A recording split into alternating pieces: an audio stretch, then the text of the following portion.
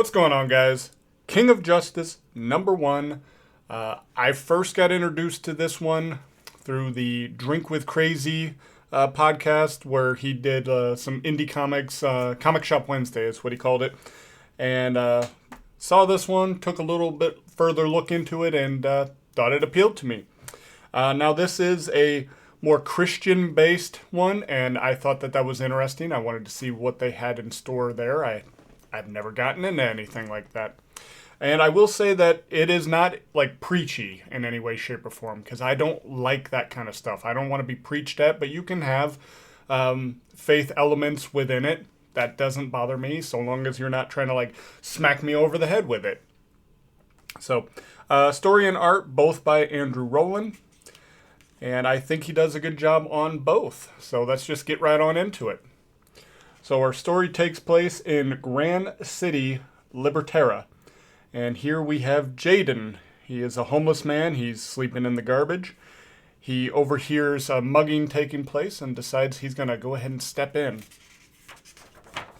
And we get a taste of what's going on into this world. Now we have superpowered individuals. And the guy mugging the older gentleman, he has no mouth, and he looks to be made of rock. It's a little harder to tell with it being black and white, but based on a lot of the lines and structures and his hand, I don't know if my camera's going to do a good enough justice here to really show it, but it kind of looks like he's made of stone, maybe even steel.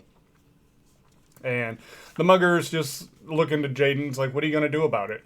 So Jaden, he tries to like ram him with his shoulder. He just bounces right off the guy. He does a good enough job to piss the mugger off and catches an ass whooping for his trouble. Things get worse for Jaden when the mugger realizes that his would-be prey has vanished. And so he calls Jaden a normie, so Jaden has no powers from what this is describing here.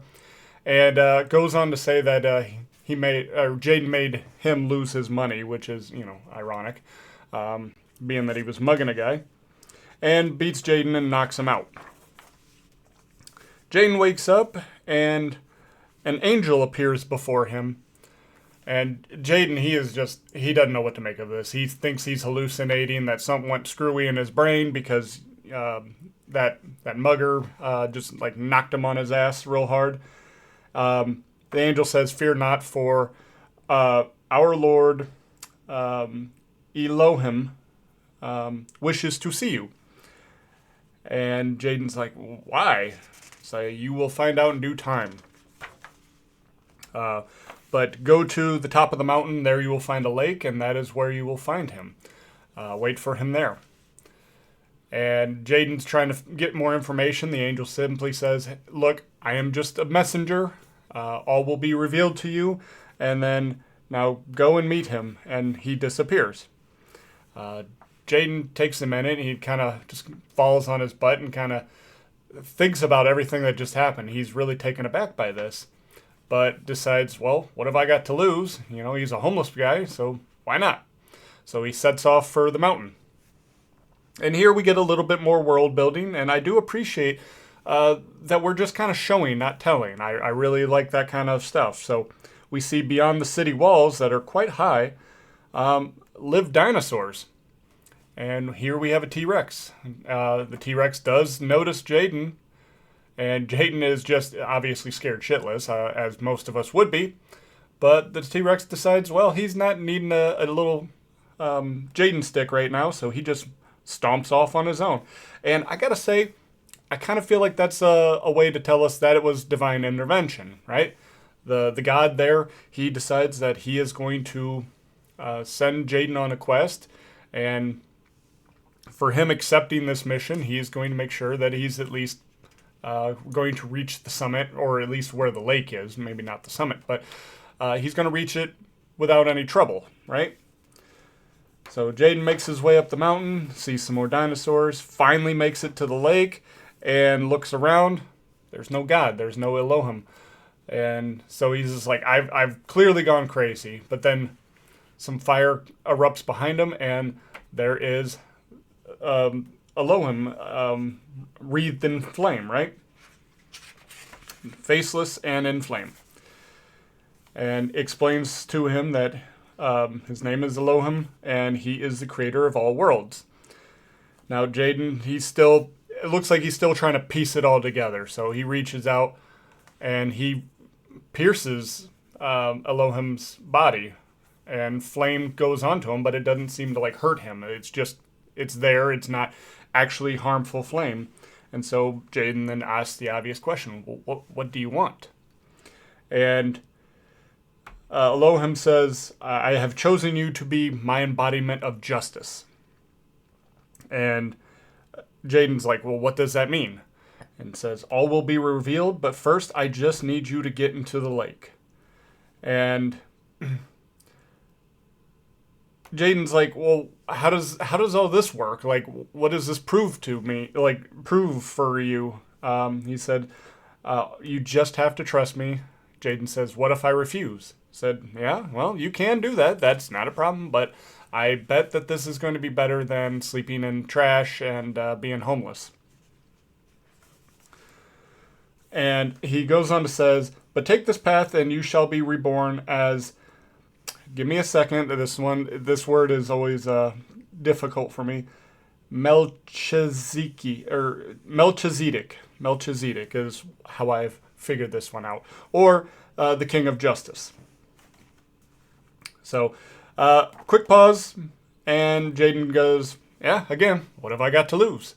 So he strips down, gets in a lake, which he comments is quite cold. And he's in the lake, and he's like, okay, now what? He says he must bathe in it. And he's like, so what? You want me to put my whole body in there? And then Elohim says, quit complaining, just do it. Now, I feel like maybe that's just a slight bit out of character, because just a moment ago he told Jaden that it's his choice as to whether he wants to do, and now he's demanding that he's doing the thing. So I don't know if maybe that's just a, look, dude, you've gotten this far, just knock off your crap, and just do it. So, of course, Jaden, he takes a minute, holds his breath, and takes a plunge, waits for a minute, and then we'll see that his appearance has transformed. So, based on the cover, Jaden initially had red hair, and now it's all white. And instead of being basically just in his skivvies there, his underwear, he's in a bodysuit. And his eyes are completely whited out. That is not something that is going to continue, but this big transformation seems to take a lot out of him, and he blacks out. He wakes up to two people talking about a little bit of concern for finding somebody who's just passed out on the side of the lake. And here we're introduced to Eva and her uncle. He does not have a name. She just refers to him as uncle every time. And they're concerned. They want to help him out and not sure why he's like that. So Eva suggests that they take him to their house. And her uncle's like, why would we take him there if we're concerned that he might be dying? We should take him to a hospital, and you can teleport him there. So Eva's got powers. We learned that much. And we also learned that the uncle's got powers, but to what extent, we don't know. We will see. We were given teleporting as a description, and we will see something later on for more of Eva's powers. And she said, well, the city's too far, thus the hospital, and our house is much closer and, easier for me to teleport to. And he's like, well, all right, well, this better not be just your hormones talking, thinking she's got the hots for Jaden over here. Eva does not take kindly to that, and so the two start bickering, all the while somebody else is starting to creep up on their location and stops their bickering, and they reach out to the individual and say, can we help you? For which this person, who we will not learn the name of, says, no, I'm just here for him, pointing to then passed out Jaden. Eva's like, well, what do you want with him? Not your concern. Okay, so you seem to be an assassin or a hitman.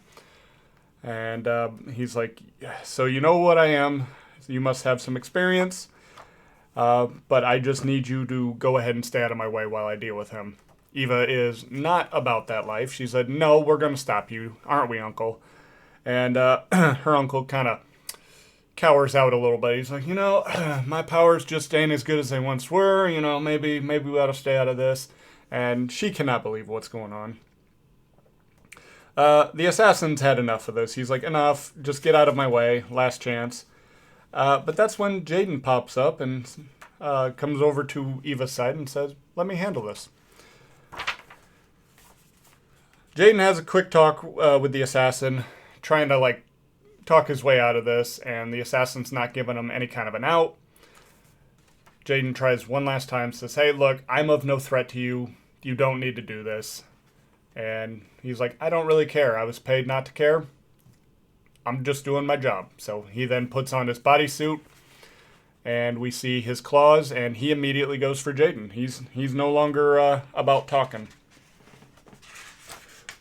So the two start fighting, and we start to get an idea of what Jaden's got now for powers. And before, he had no powers, or at least not any that we were aware of. And we see he's shoving the assassin, and the assassin just flies out there. So he's got some strength to him. And it kind of knocks him on his own ass. He's not ready for everything that he's got. The assassin goes ahead and leaps down at Jaden.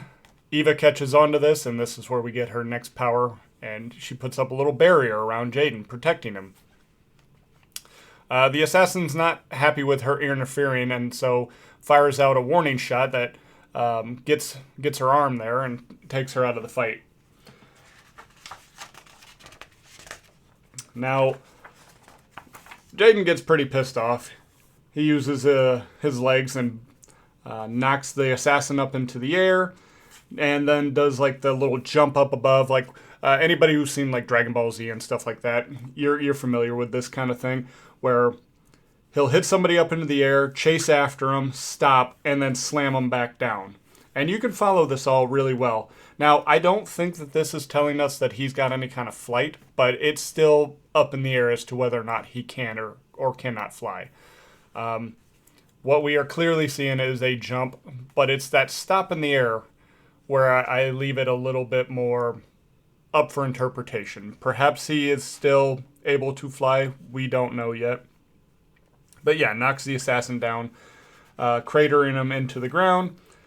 He lands. They both have a quick exchange of words, and then they charge at one another, and it's a pretty one-sided fight. It looks like the assassin's got speed over Jaden here. So he gets hit and beat up some more. Jaden's like, well, is that all you can do? And he's pretty tough. He's pretty resilient. He doesn't really have a scratch on him. Get a little power blast getting ready to gear up here. And we see Jaden do the little hand cross thing where he braces himself for any kind of an energy attack.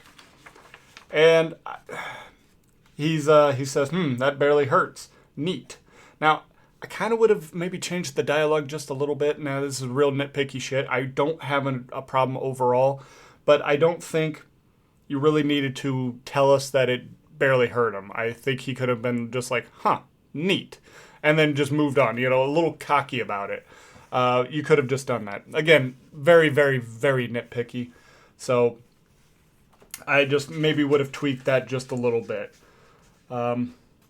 Jaden continues to miss, gets hit in the stomach for his trouble, but it does allow him to finally catch onto the little speedy bastard and deliver a big old fire punch to him. And, it does some damage. So we see that he's flying way away. We get a close-up on him, and, it shattered his armor right there in his stomach. And off he goes, and he is gone. Team Rocket blasted away. He's out. So the fight's over. Jaden, he has a little sigh of relief. He sees that Eva's still dealing with her injury, and her uncle's worried. He approaches and has a little fire hand go on, but it is actually healing Eva's skin and completely heals it, and this causes him to black out. For which they're like, okay, it's time to teleport him to our house. And then we see that this whole thing has been being watched. and they're watching them teleport away, and this bald man with the beard, whose name we don't know, says, well, Elohim, you finally summoned your champion. Now we summon ours. So clearly somebody against the god of this universe, likely a Satan-like figure, being that Elohims are godlike figures. So we see somebody in a tank, and it looks like kind of a somewhat upside down cross. And yeah, that this is going to be an antagonist of some sort. So kind of like our Antichrist figure. And that's where the story ends. Now, I do kind of wonder a little bit.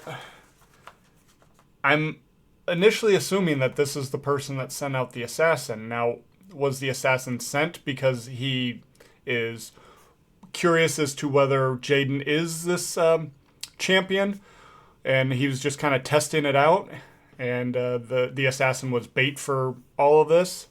I'm like, okay, that makes sense, but how did you know about all of this? Are you just keeping tabs on God, or what is it that made him aware of this and go up to this mountain? That part I could use a little bit more explanation on.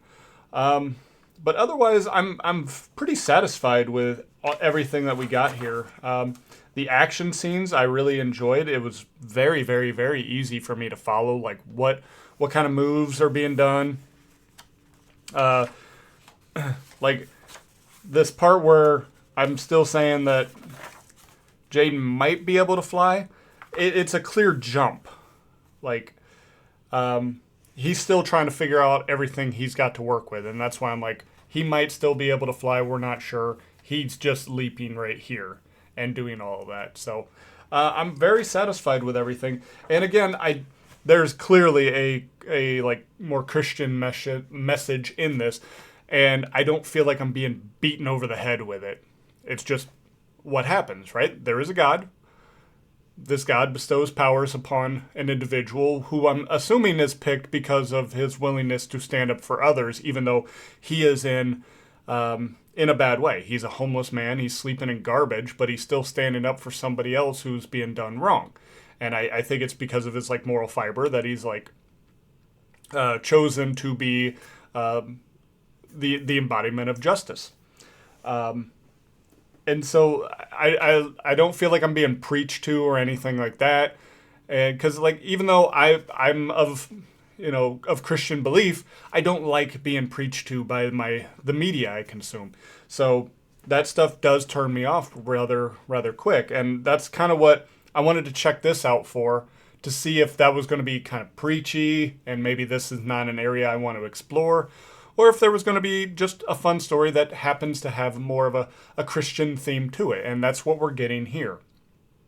So I think anybody can enjoy this. You don't have to be of faith belief to enjoy this.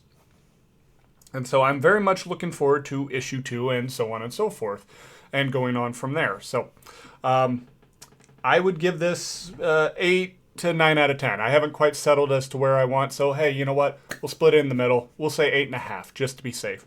This is very good, very strong first entry. I'm quite satisfied with what I've read here, and again, I'm giving more money to Andrew Rowland for more. So what more can you say as far as positive feedback?